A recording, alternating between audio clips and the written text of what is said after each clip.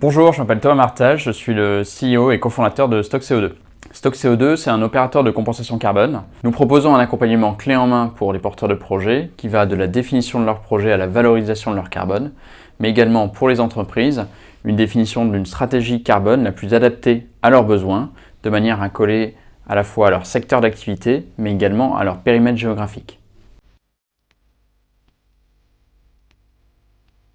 Pourquoi je vous parle de compensation carbone? Le contexte, c'est que depuis 2019, l'État français s'est engagé à ce que la France soit neutre à partir de 2050. Ça nous engage tous, collectivement, territoire mais aussi entreprises, dans une démarche d'évitement de nos émissions, de réduction de nos émissions et en dernier lieu de compensation. Et on va voir tout à l'heure pourquoi c'est intéressant de réfléchir compensation avant 2050.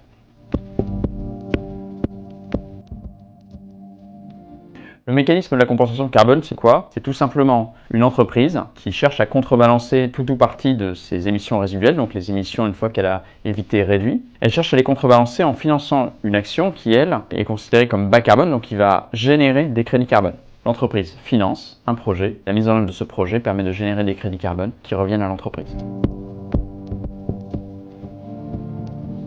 Pour générer des crédits carbone, il faut s'inscrire dans un cadre, une certification. En France, c'est le label bas carbone qui est porté par le ministère de la Transition écologique. Ce label, il s'applique sur les projets et permet de valider le nombre de crédits carbone qu'ils pourront générer.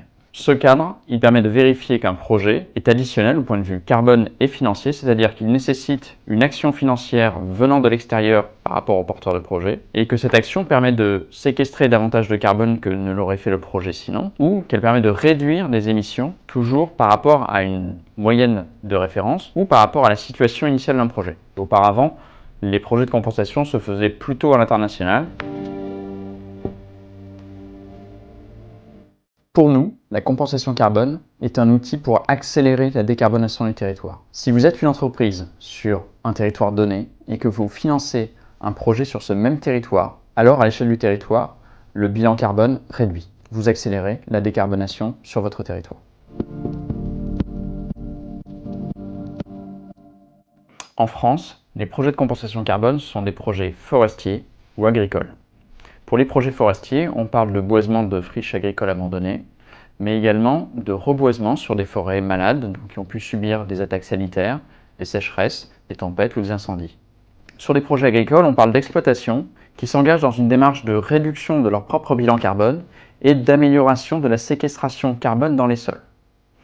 Concrètement, ce sont des exploitations qui vont s'engager à améliorer leurs pratiques de manière à aligner les enjeux économiques et écologiques.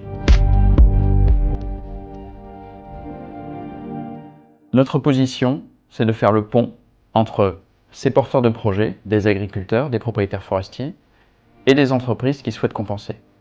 Au milieu, on va accompagner les porteurs de projets de manière à monter leur dossier de labellisation, modéliser les flux carbone, et ensuite valoriser les crédits carbone qui vont être générés par ce projet auprès des entreprises.